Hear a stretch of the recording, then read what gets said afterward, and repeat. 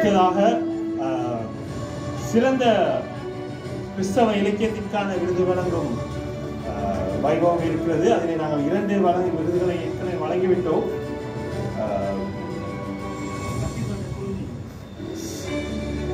சிறந்த Thomas Milton சிறந்த கிறிஸ்தவ இலக்கிய போட்டி 2025 இது முதலாவதாக நாங்கள் செய்தது.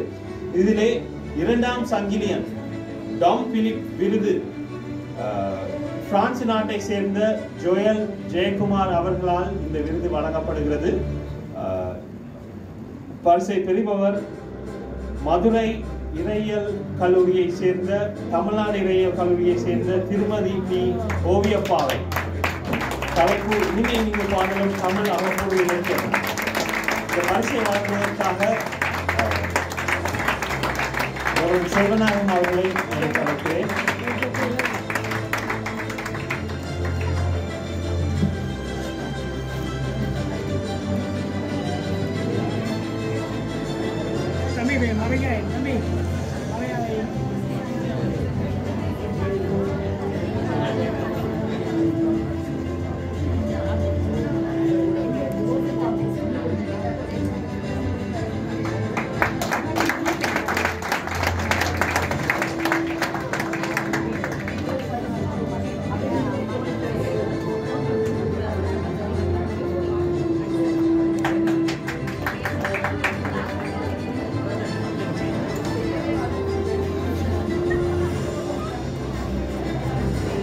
அடுத்ததாக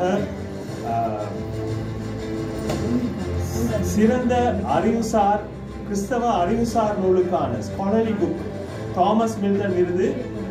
இந்த விருது நாங்கள் கொடுக்கும் ஒவ்வொரு விருதும் கிட்டத்தட்ட 2 அல்லது 3 பேர் புத்தகங்களை வாசித்து அதற்கான ஒரு அறிக்கையை சமர்ப்பித்து கொடுக்கப்பட்ட விருதுகள். இந்த விருதுகள் ஒரு நாமினேஷன் ஃபார்ம் வைத்திருந்தோம். அதிலே அதிலே தெரிவுக்காக விண்ணப்பித்தவர்களுக்கு மட்டுமே இந்த புத்தகங்களை மட்டுமே நாங்கள் அதில் கருத்திலே கொண்டோம்.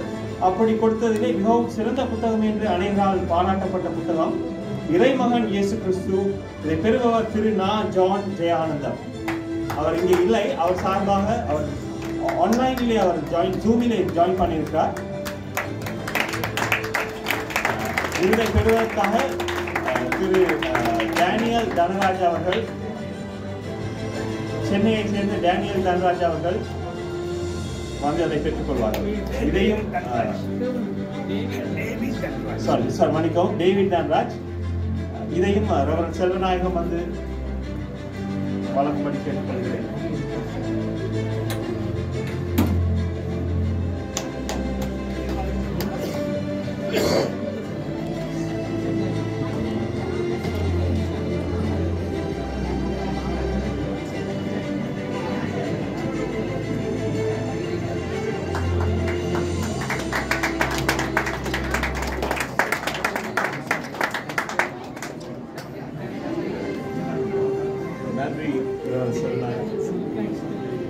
அடுத்ததாக வாழ்நாள் சாதனை விருது. இதை வழங்குவதற்காக ரெவரண்ட் ஜான் ஐசக் அவர்களை மேடைக்கு வரும்படி கேட்டுக்கொள்கிறேன்.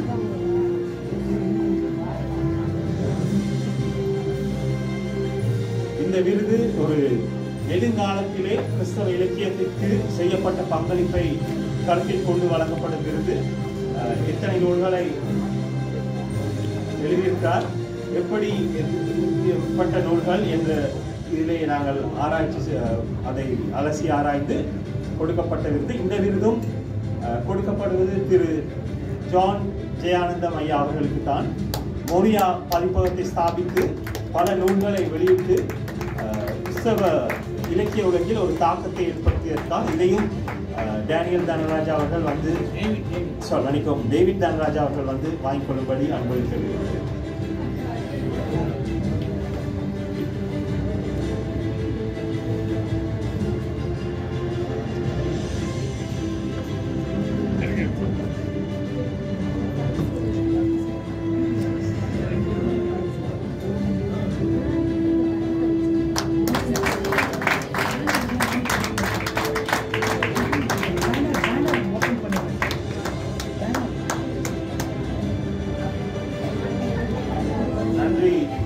அவர்களை கடைசியாக எங்கள் மத்தியிலே இந்தியாவிலிருந்து வந்து எங்களுக்கு நல்ல ஒரு தமிழ் இலக்கியம் பற்றி ஒரு நல்ல ஒரு செஷனை இன்றைக்கு செய்வதற்காக பேராசிரியர் எஸ்தர் ஜெகதீஸ்வரி அவர்களுக்கு ஒரு விருது வழங்கப்படுகிறது. அதை திருமதி மல்லிகா சிங்கரா அவர்கள் வந்து வழங்குவார்.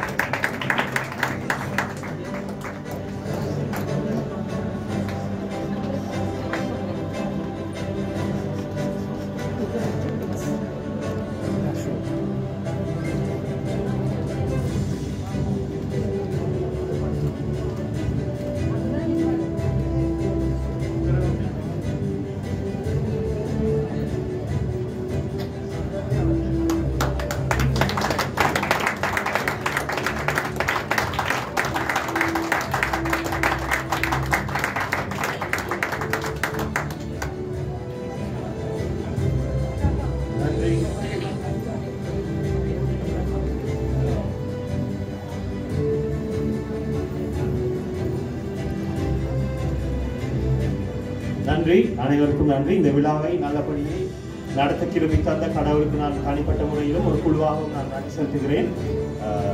ஒரு முக்கியமான ஒரு அறிவித்தல், நாங்கள் கிறிஸ்தவ தமிழ் இலக்கிய சங்கம் என்று ஒன்றை ஆரம்பித்திருக்கிறோம். அதிலே அங்கத்தவர்களாக சேர விரும்புகிறவர்கள் தயவு செய்து உங்களுடைய நிதானியிடம் உங்களுடைய பெயரை கொடுங்கள்.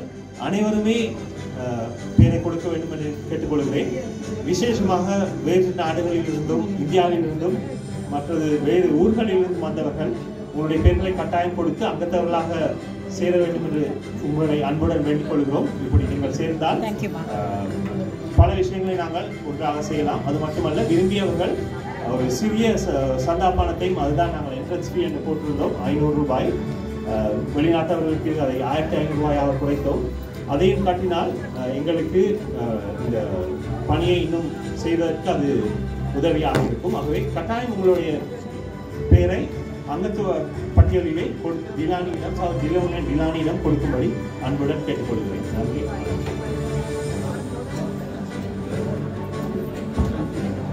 நன்றி உரை வழங்குவதற்காக ரெவரண்ட் கோமஸ் அவர்களை வழங்குகிறேன்.